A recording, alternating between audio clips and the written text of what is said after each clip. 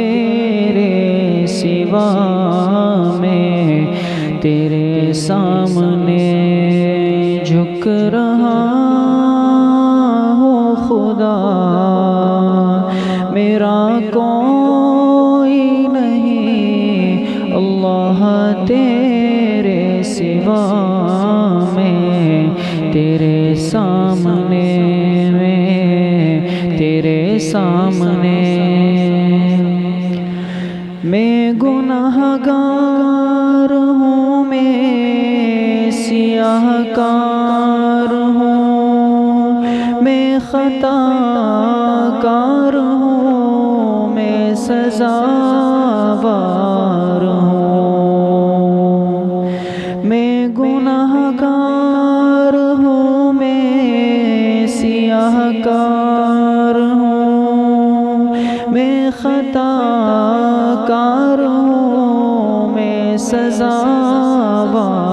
ہوں، میرے سجدوں میں، میرے سجدوں میں تیری ہی حمد و ثنا، میرا کوئی نہیں اللہ تیرے سوا میں، تیرے سامنے میں، تیرے سامنے میری توبہ ہے، توبہ ہے میرے الہ، مجھ گناہ گار کو تو نہ دینا سزا،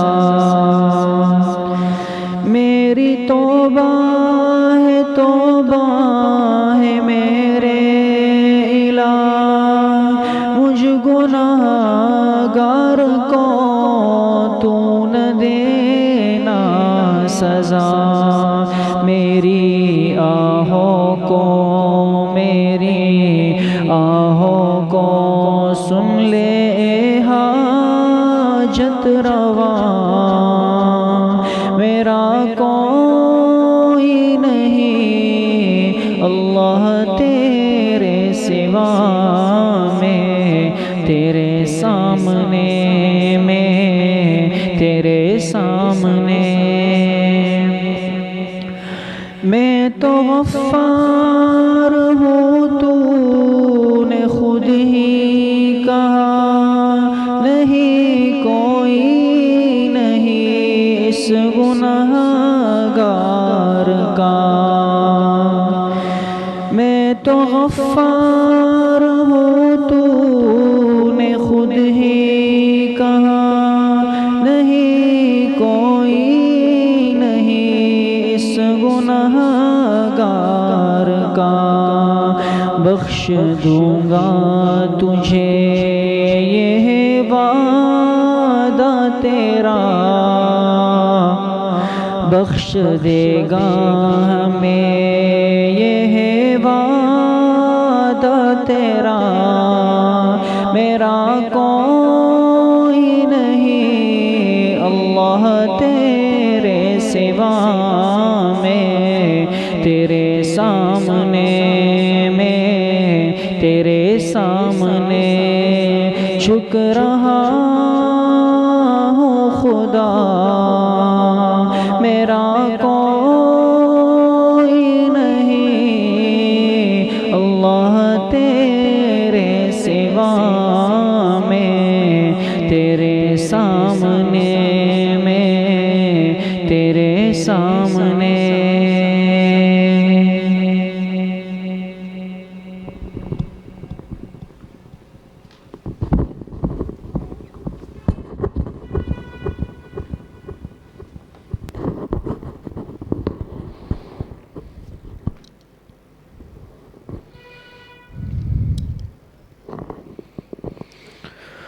الحمد لله رب العالمين والعاقبة للمتقين والصلاة والسلام على خير خلقه محمد وآله وأصحابه أجمعين. ربنا ظلمنا أنفسنا وإن لم تغفر لنا وترحمنا لنكونن من الخاسرين. ربنا آتنا في الدنيا حسنة وفي الآخرة حسنة وقنا عذاب النار. اے اللہ ہمارے صغیرہ کبیرہ ظاہراً باطناً چھوٹے بڑے ہر طرح کے گناہوں کو معاف فرما دے۔ اے اللہ جتنی لغزشیں کوتاہیاں ہوئی ہیں، گناہ ہوئے ہیں، اے اللہ توبہ تائب ہوتے ہیں، توبہ کرتے ہیں، اللہ ہماری توبہ کو قبول فرما دے۔ اے اللہ جتنے پریشان حال ہیں، جس قسم کی پریشانی میں، اے اللہ سب کی پریشانیوں کو ختم فرما دے۔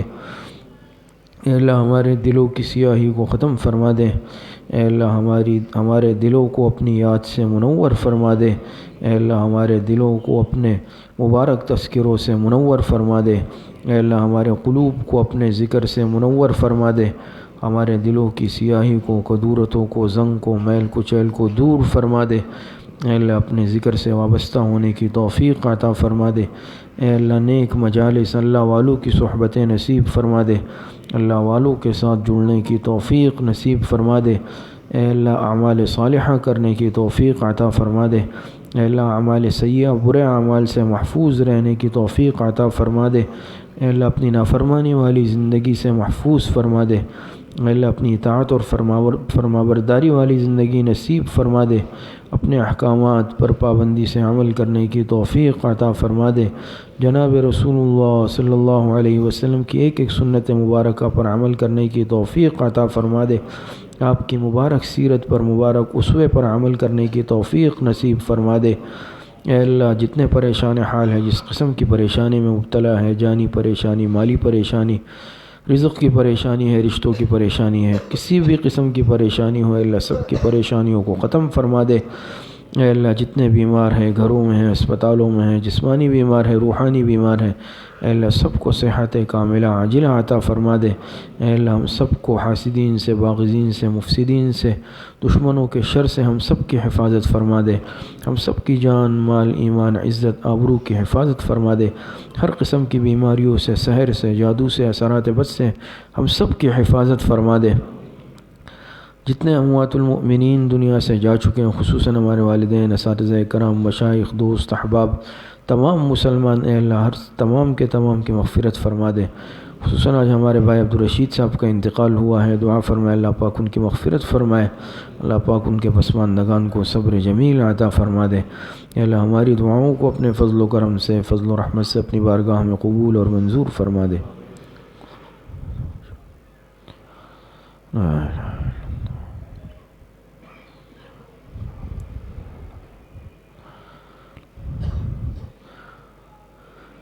وصلی اللہ وسلم علی نبینا محمد وآلہ واصحابہ اجمعین برحمتک یا ارحم الراحمین۔